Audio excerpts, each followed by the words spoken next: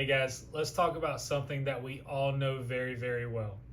I know that when I was growing up, every time I had a runny nose, a fever, ear infections, the first thing that was always given me was antibiotics, especially in the winter and spring seasons when the weather is ever changing and our immune systems are at maximum overdrive to keep us feeling as best as possible. Did you know that infants and young children who are giving just one round of antibiotics are at a much higher risk for developing not just autoimmune disorders like asthma, allergies later on in life, but they're also susceptible to neurodevelopmental disorders like autism and ADHD? Parents, if you've got young children right now, or even if your kids were placed on antibiotics within the first couple years of life, you're going to want to watch this all the way through so that you know not just those short-term, but also the long-term side effects of these very powerful medications. Most importantly, what you can do to help your child heal and recover naturally through all the negative consequences of antibiotics.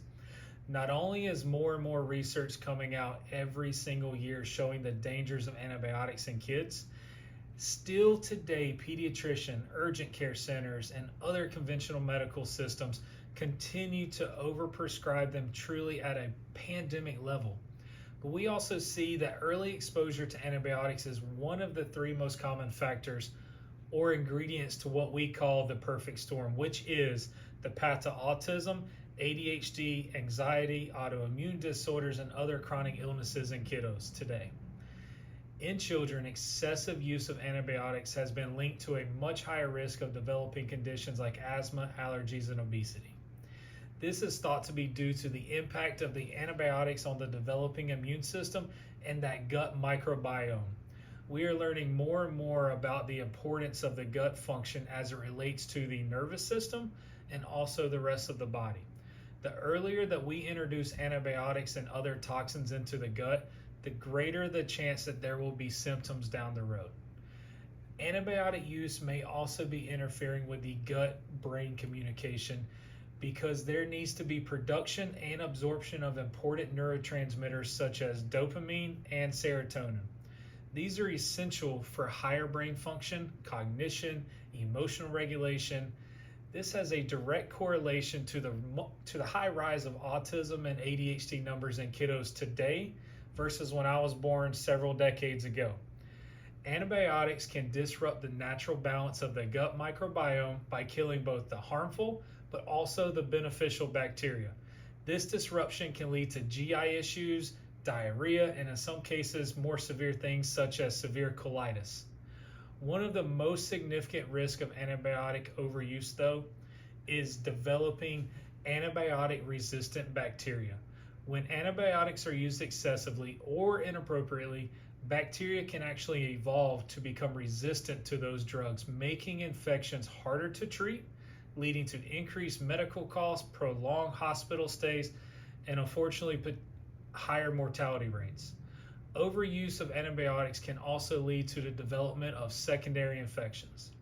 The overuse is a global health issue. It contributes to the rise of superbugs, which are basically resistant to all available antibiotics. While antibiotics will always continue to be life-saving in emergencies when used appropriately, families who are under regular chiropractic care here at Greatest Potential Chiropractic now have a safe and natural way to help support the body's defenses against viruses, bacteria, and infections.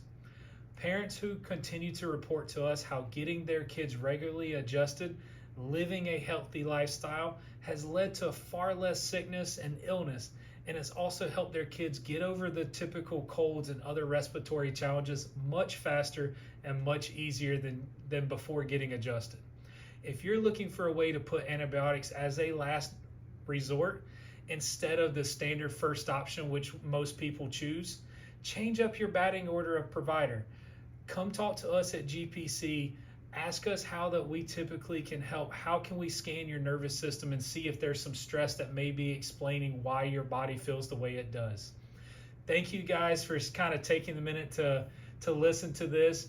Again, antibiotics, we all know about them, but do we really know what they're actually doing, especially to our kiddos? Have a wonderful day.